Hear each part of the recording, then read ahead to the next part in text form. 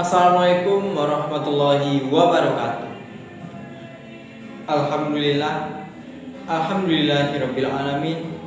Assalatu wassalamu ala asrofil anbiya'i wal mursalin wa ala alihi wa ashabihi rasulillahi ajmain.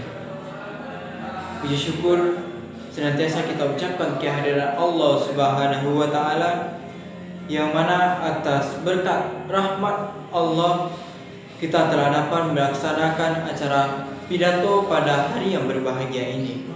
Selawat beserta salam marilah sama-sama kita sampaikan kepada baginda Nabi Muhammad sallallahu alaihi wasallam.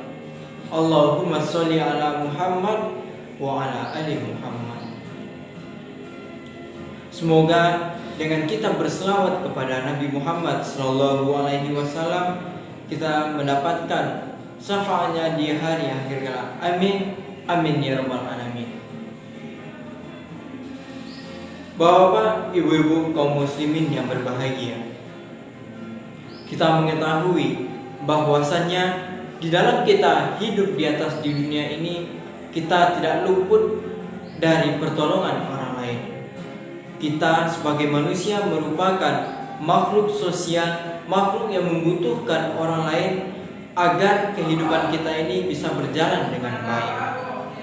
Di dalam kita melaksanakan kehidupan ini, tentu ada peraturan ataupun ada etika yang mengatur kita agar kehidupan kita ini lancar dan agar kehidupan kita ini lebih terarah.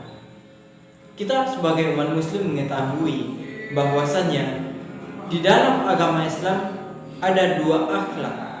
Yang pertama yaitu akhlak mahmudah, yaitu akhlak terpuji, dan yang kedua yaitu akhlak mazmumah, yang mana ini merupakan akhlak tercela.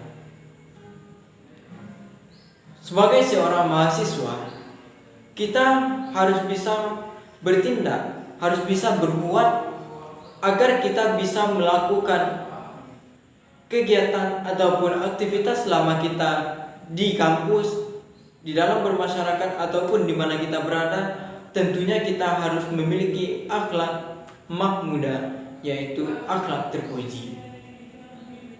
Kenapa kita harus diwajibkan untuk memiliki akhlak yang terpuji? Karena akhlak terpuji memberikan dampak positif yang baik kepada kita. Kita sebagai makhluk sosial, sebagai makhluk ciptaan Allah, kita memiliki satu tujuan yang sama. Apa tujuan kita diciptakan ke atas bumi ini? Di dalam Al-Quran Allah menjelaskan bahwasanya Bismillahirrahmanirrahim, wa ma khalaqtul jinni wal insan illa liya'budun. Dan tidaklah kuciptakan jin dan manusia kecuali hanya untuk mengabdi kepada Allah. Jadi jelas bagi kita bahwasanya tujuan kita diciptakan ke atas bumi ini adalah untuk mengabdi kepada Allah. Tidak hanya kepada Allah kita berbuat baik, tetapi kepada makhluk, kepada tumbuhan ataupun apa yang ada di atas bumi ini, kita harus memiliki akhlak yang terpuji. Sebagai seorang mahasiswa contohnya, ketika kita sedang berada di lingkungan kampus, kita harus memiliki akhlak yang terpuji. Contohnya, akhlak terpuji kepada dosen, akhlak terpuji terhadap sesama, akhlak terpuji terhadap senior, dan akhlak terpuji terhadap lingkungan kita. Apa contoh akhlak terpuji yang bisa diberikan, yang bisa dikembangkan oleh mahasiswa ketika di kampus? Yang pertama yaitu kita sebagai seorang mahasiswa harus memiliki akhlak terpuji terhadap dosen.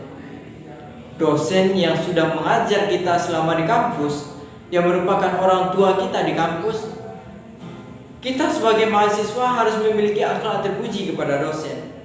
Jangan sampai kita sebagai seorang mahasiswa kita melawan kepada dosen, tidak menuruti perintah yang baik yang diberikan oleh dosen. Jangan sampai itu terjadi.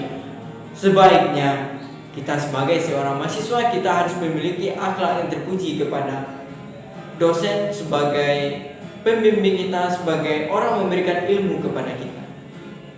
Yang kedua, kita harus memiliki akhlak terpuji terhadap senior. Kita mengetahui bahwa senior merupakan orang yang lebih tua dari kita, lebih tua beberapa tingkat dari kita. Jadi sudah seharusnya, sudah sewajibnya kita untuk menghargai senior dan memiliki akhlak terpuji terhadap senior. Yang ketiga yaitu akhlak terpuji terhadap sesama.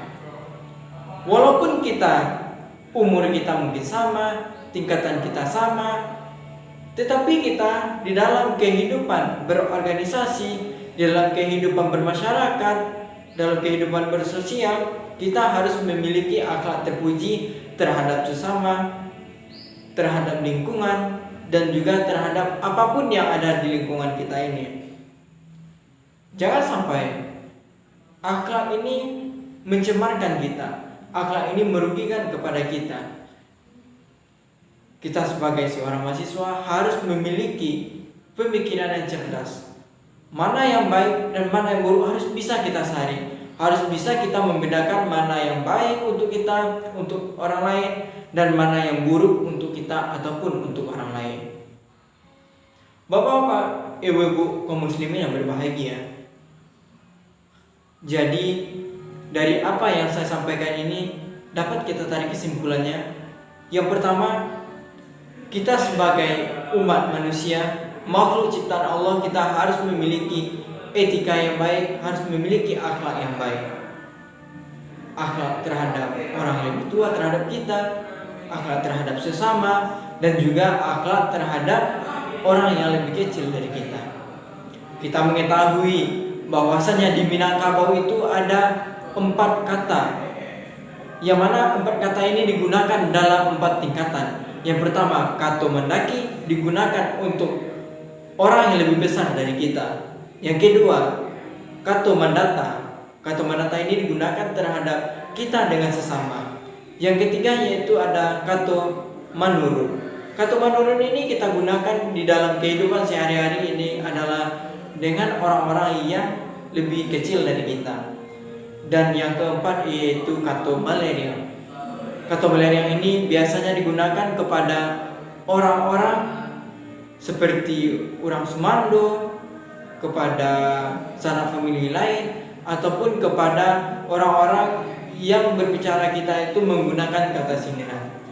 Jadi kita sebagai seorang mahasiswa harus lebih meningkatkan akhlak kita.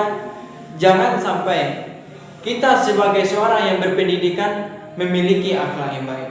Jadi untuk itu kepada kita semua saya mengajak untuk memperbaiki akhlak kita.